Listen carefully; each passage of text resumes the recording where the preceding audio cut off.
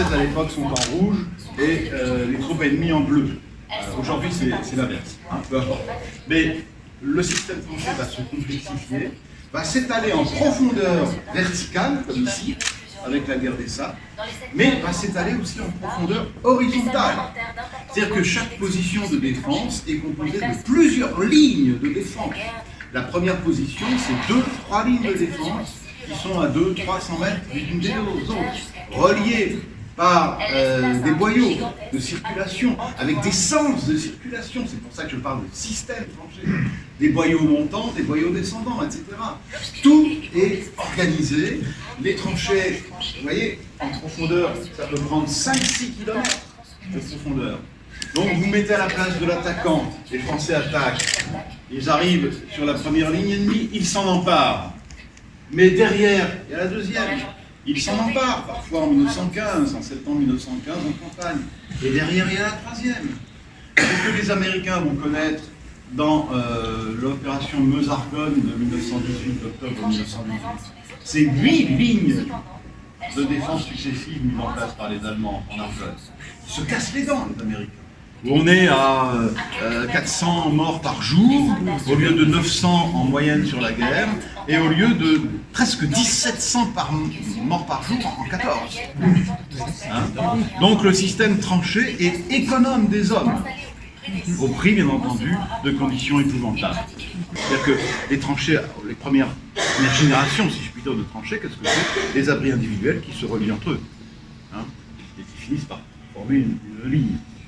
Et puis ensuite, il y a des moyens collectifs. Alors, vous avez bien entendu là tout le différentiel qui peut exister sur le terrain. Il est bien évident que creuser des tranchées dans la Craie champenoise, creuser des tranchées dans la Guèze de Verdun, c'est pas du tout la même chose. Hein. Vous tombez notamment assez fréquemment sur des nappes d'eau. Hein, creuser des tranchées en montagne, en Italie sur l'Isonzo ou dans les Vosges en France, à l'Arpin de Zorkov, qu'on appelle le vieil armand en français, c'est pas la même chose, vous pouvez pas creuser là, il faut surélever des tranchées. Il faut ramener des blocs de pierre pour faire des tranchées en remblai et non pas en déblai. Hein. Donc le terrain est bien entendu éminemment varié d'une partie du front à l'autre. Hein. Je ne parle pas des tranchées de Gallipoli, où là on doit creuser dans le sable. Hein. Bon. Les outils collectifs. Cherchent les balles.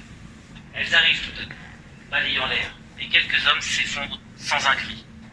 Mais leur chute en avant est suspendue par l'arme qui glisse et se glisse en terre, en sorte que le soldat continue, arrêté, emballé, l'effet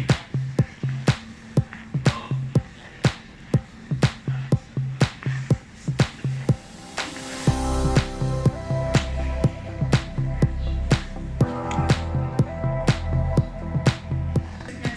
Exceptionnel, le vernissage de la nouvelle exposition temporaire du musée de la Grande Guerre.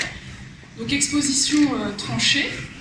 Je vais partager avec vous un peu la genèse de cette exposition, puisque quand on a réfléchi à cette thématique, on a d'abord été surpris de découvrir que, alors que c'est un terme absolument incontournable de la Première Guerre mondiale, c'est ce à quoi on pense quand on pense à la Grande Guerre, il s'avère que très peu d'expositions, voire aucune exposition n'avait été organisée sur cette thématique. Rapidement, on a décidé d'aller solliciter à nouveau M. Cochet, ici présent, historien émérite, spécialiste de la Première Guerre mondiale. Et il s'est avéré qu'on a souhaité très vite profiter de cette exposition pour revenir sur les idées reçues autour de la tranchée et pour faire comprendre que derrière cette image de deux lignes parallèles qui seraient continues sur 700 km de front se cachait un système beaucoup plus complexe, beaucoup plus dense, que M. Cochet a appelé le système tranché et que vous allez pouvoir découvrir. Je remercie donc M. Cochet, commissaire de l'exposition, Joanne Verlemont, qui est la responsable du service des collections et qui est co-commissaire de cette exposition, l'ensemble du conseil scientifique qui a, avec nous, mené à bien la réalisation de l'exposition. Vous allez découvrir sur 300 mètres carrés plus de 250 objets qui racontent ce système tranché et qui racontent aussi, évidemment, vous le savez, c'est important pour le musée de la Grande Guerre, ce conflit à hauteur d'homme. Et là, vous allez découvrir vraiment quelque chose de tout à fait exceptionnel.